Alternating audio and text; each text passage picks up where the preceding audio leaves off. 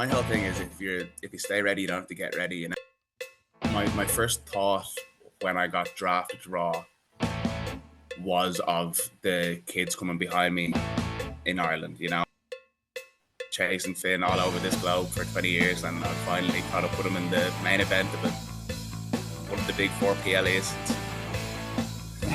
I'm knocking on the door and asking about it all the time. I don't think it's beyond the realms of possibility that we could see a premium live event in Ireland. Hey everybody, and welcome to an episode of the Irish Wrestling Podcast. I'm delighted to be joined today. I'm actually thrilled and proud to be able to be joined by the one and only JD McDonagh. JD, how are things? Things are great, Jay. Better than I ever could have dreamed. I can imagine. It's been a crazy 6 months you've had since you came on to the Raw roster. How are things going with you? Have you settled into the backstage roster? Have you settled in with everybody there? Oh, of course, yeah. Well, listen, it's been a long road, Jay, and I know Yeah. most of the guys there now from some point in my career. You know, bumping into them on the independent scene or in NXT coming up. So it was a very easy transition onto the Raw roster. Yeah, I can imagine you must have a hell of a week, like your first PLE, your first Premium Live event, main event. How do you feel now after all these years of grinding and finally getting there to, which is one of the biggest selling Premium Live events in WWE history? Yeah, as far as I know, the numbers are all good. I think it's the most viewed Survivor Series in history, the most biggest gate. Business is booming, man. It's just been an absolutely wonderful time to finally crack it and get onto the main roster. It must be like a dream. Like, I know being making history in the biggest Survivor Series, but I think you took one of the greatest RKOs in history as well. You're on the receiving end, unfortunately for you. But how did that feel? Yeah, didn't have much say in it, but I suppose nice to be part of the moment. I guess that's the most diplomatic way I can put it, right? Yeah, absolutely. Honored to be part of it. How do you prepare for a match like that? I think Drew was the only one on your own team that had been in a match like that. None of the rest you had been. How do you prepare for a match like that? Well, Jerry, my whole thing is if you stay ready, you don't have to get ready. You know, my path has been one of persistence and consistency. You know, I work every day at this. I just try and keep chipping away and seeing how far I can get with it. So, not much, to be honest with you, changed in the build up to Wargames. Maybe the intensity of the training with Finn kind of ramped up a little bit, but Judgement Day, stay ready at all times. It must be great to have somebody from Bray, somebody from your own hometown to take you under the wing and show you the rope. Literally. Well, I've been under that wing for a long time now, Jerry. It's not just the development of the last 6 months. I feel like I've been chasing Finn all over this globe for 20 years, and I've finally caught up with him in the main event of one of the big four PLEs. It's a great feeling. Amazing. We're all very proud of you over here. I was delighted to see such a great match in the main event.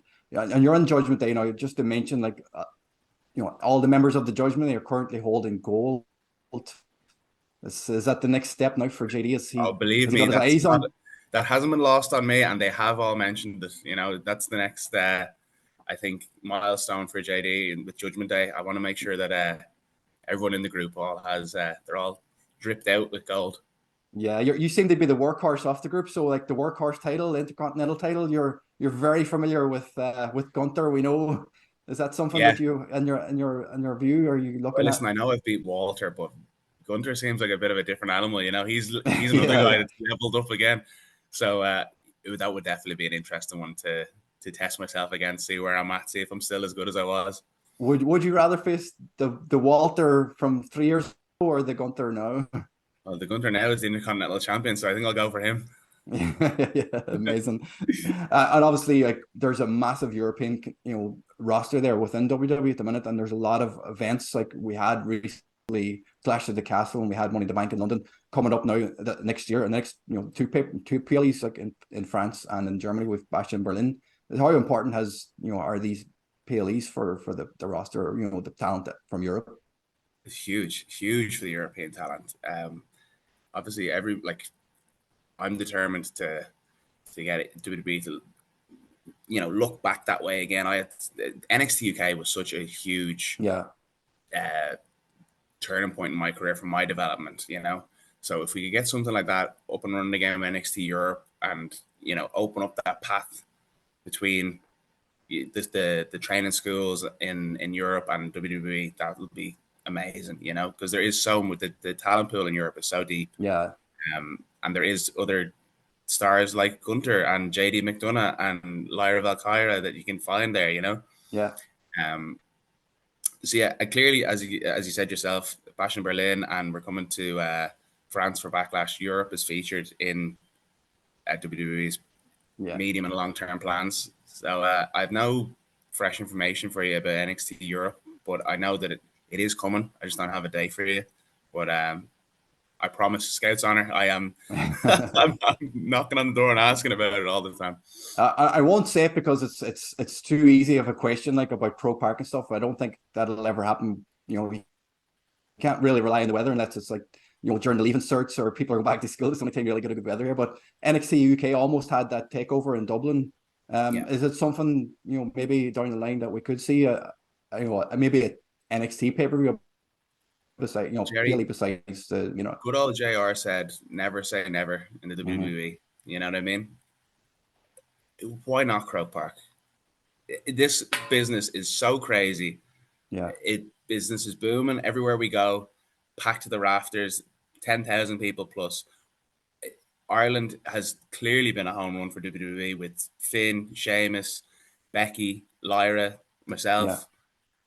Yeah. We're all pushing for more Irish involvement in WWE. So I don't think it's beyond the realms of possibility that we could see a premium live event in Ireland. I don't see why not. The fans are nuts.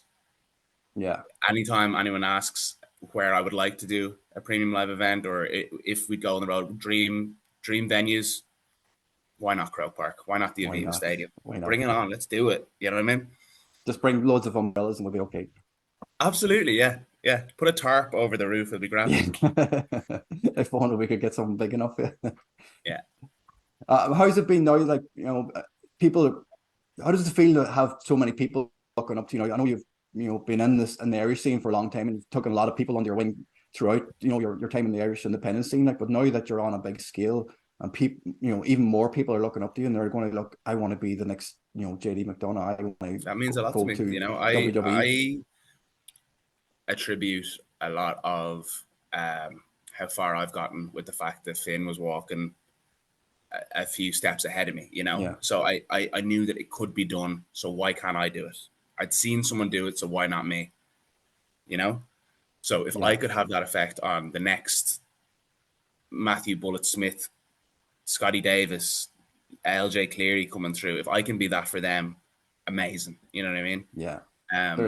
My first thought when I got drafted to Raw was of the kids coming behind me in Ireland, and I wanted to let them know that, you don't have to be 6'6", you don't have to be 300 pounds of jacked up muscle, but if you want it bad and you are just willing to never give it up, and if you're consistent and persistent, it'll happen for you. You just got to keep pounding at the door over and over until you get through, and I am living proof of that. Yeah, it is great words of advice for people who are like, they've been in, maybe 10 years and they haven't gotten to where they thought they were going to be. That's nothing. It's 10 nothing. years is nothing. There's so many people out there, not just in Ireland, but throughout Europe, who are grinding and grinding and grinding. They're like, is it ever going to be my time? But they have to, like you said, they have to be persistent. They have to believe in themselves to get there. Yeah. Well, look at this last 6 months that I've had, right? If I had given up after 19 years, none of it would have happened. You know what I mean? I would have gotten, I would have had a decent career, and I would have been pretty. But the best 6 months of my career, wouldn't have happened if I gave up after 19 years. You know what I mean? Amazing. So just keep looking away. Like we said, we're very proud of you back here in Ireland. Everybody is, pushing for you to be, the star in WWE, and we fully believe we're fully behind you. And like we said earlier, the Backlash and the Bash in Berlin tickets are on sale now, so make sure you go out and check them out. If you're anywhere in Europe, get out there, fly out to Germany. It's not as far away as flying out to America for Wrestlemania, so you can get up close and personal with JD and the rest of the Judgment Day next year.